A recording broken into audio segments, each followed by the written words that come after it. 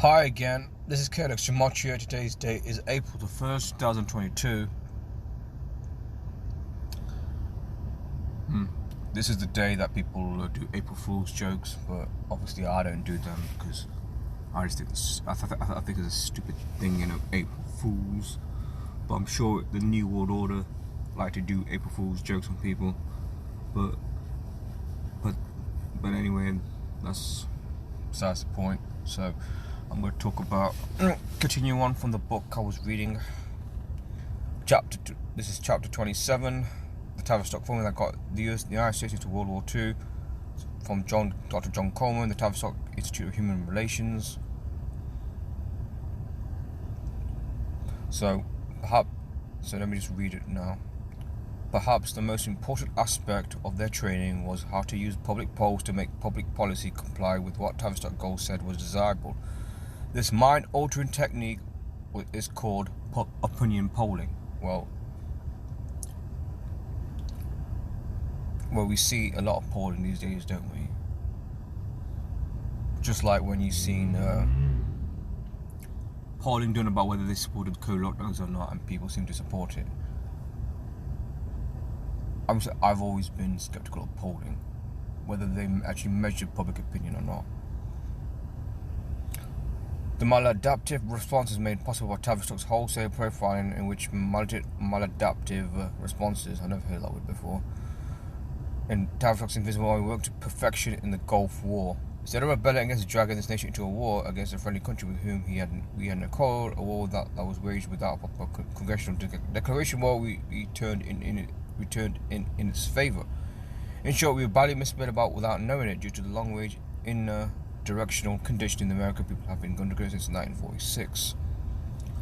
Tavistock advised President Bush, the elder, Bush Sr., to use the following simple formula, which Reese and Lewin instructed Allen Dulles to use back in 1941 when Roosevelt was preparing to drag America into the Second World War. What is the state of the morale and its probable cause in its targeted country? This also applied to morale in the United States. What is the state susceptibility in the US to the idea that war in the Persian Gulf is necessary? What tenets could we use to weaken the opposition in the US to the war in the Persian Gulf? What kind of techniques in psychological warfare would succeed in undermining the morale of the Iraqi people? It was here that Tavistock slipped it very badly. Once Bush committed himself to Prime Minister Margaret Thatcher, during the 1991 Gulf War on behalf of Queen Elizabeth and her BP Oil Company. It's always about oil, isn't it, these conflicts? Always. It's never about democracy, that Saddam was a dictator and all that. They put Saddam in power, by the way, for those who don't know. I'm sure most people should know that by now, but you should know that by now that Saddam Hussein was put in power by the CIA. They always put tyrants in power, and then after a while they just get rid of them when they outlive their usefulness. Or did Saddam fake his death? I don't know, but anyway. Tavistock put together a team which included psychologists, public opinion makers, led by brazen lies at Hill and Knowlton, and a host of Tavistock profilers. Every single one speech made by Bush with the intention of promoting war against Iraq was crafted by multi-disciplined teams of writers trained by Tavistock. Well,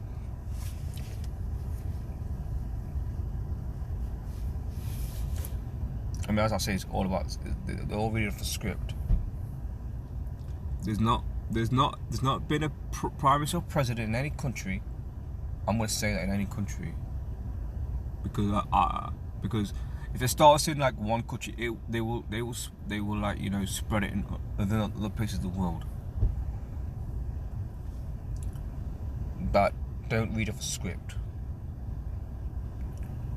because it's all about getting the public on your side, not because they've got good intentions, but because they want to keep the masses under their control ultimately.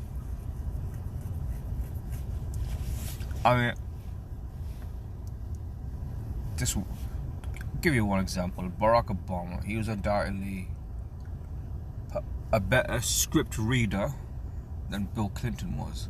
Clinton, he was charismatic. He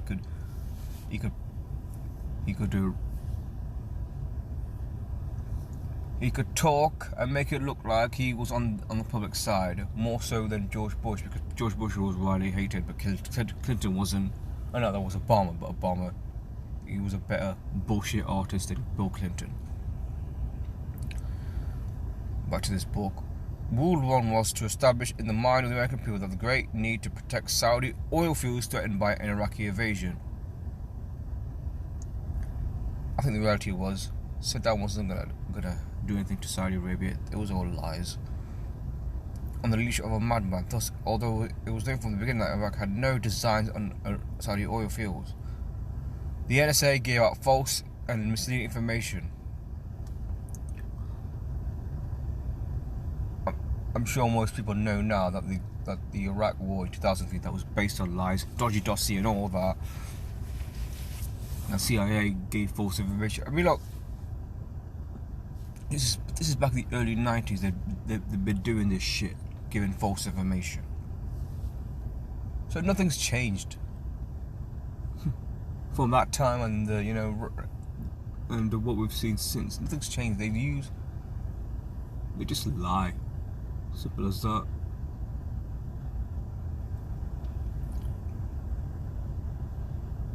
Yeah, false and misleading information about Saudi oil fields being the ultimate target. This was a fabrication. Yeah, so was the Iraq War, second one. It was a key to their success. The NSA has never been punished for its lying conduct. And on the quick note of the NSA, Edward Snowden supposedly exposed them, but he is an agent in reality.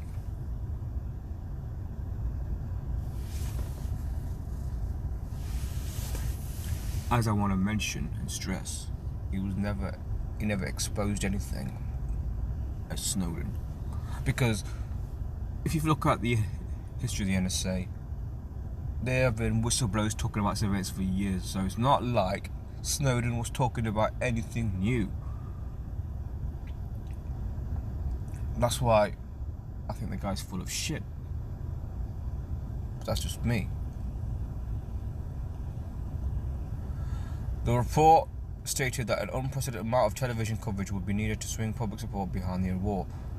The Bush administration, I just want to stress, we're talking about Bush, the father Bush, not the idiot son, early on secured the full cooperation of three major networks: ABC, CBS, NBC, and CNN. In addition, a virtual program station, Fox News, known as Phone News, was added. Yeah. The amount of Gulf War and subject coverage in 1990 by the stations was 3 times that of any subject covered in 1989, and once the war began, coverage was 5 times greater than any subject, including Tiananmen Square. Tiananmen Square, is, for those you don't know, is the massacre that occurred in China. But I did read some stories that incident might have not happened the way we thought it happened.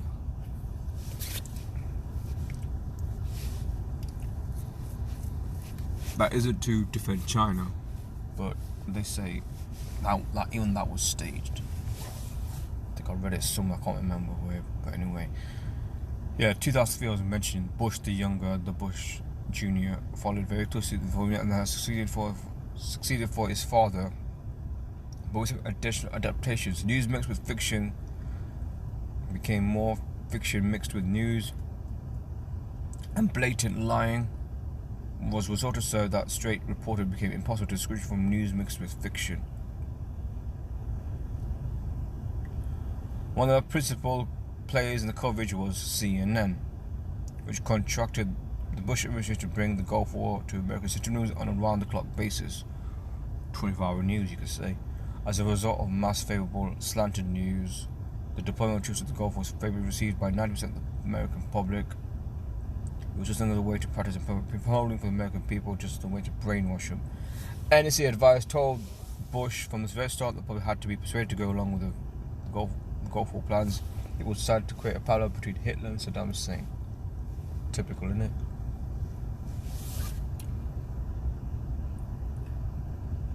I'm not defending Saddam, but he wasn't Adolf Hitler. He didn't have like a big army or anything. You know, he did occupy like, you know, major chunks of land. And by the way, World War II was also staged.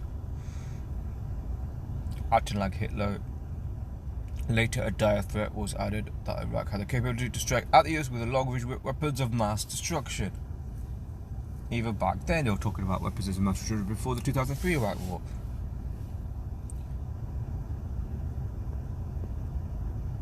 Oh, sorry. I think no.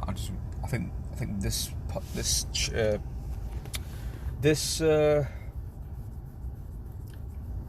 section is talking about 2003 war.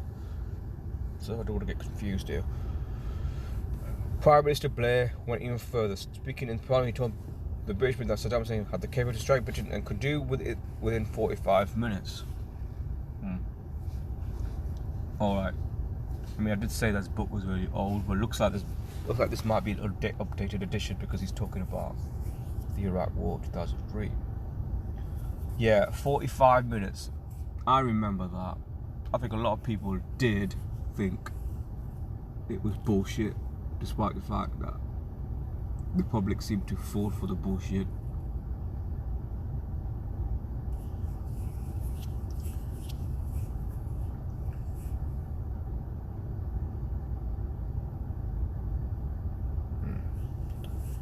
It was bullshit.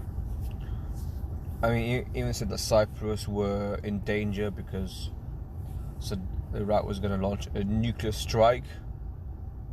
Again, no nuclear weapons were found. Blair knew that the nuclear program was destroyed in 1991. The first Bush administration's skill in communicating the need for war in the Gulf reached its height with the Hill and Knowlton fabricated incubator story, terribly told by the daughter of the ambassador. Yeah, I've seen that video once. That girl who supposedly cried, she was just an actress who was a daughter of the ambassador of Kuwait. Yeah, the entire country swallowed the fraud.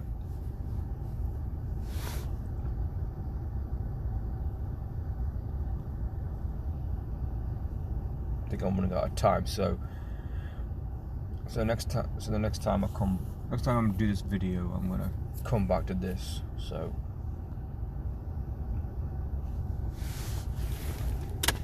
yeah, sometimes don't believe what you see or believe what you read. I think the late rapper DMX said that once. So see you guys soon.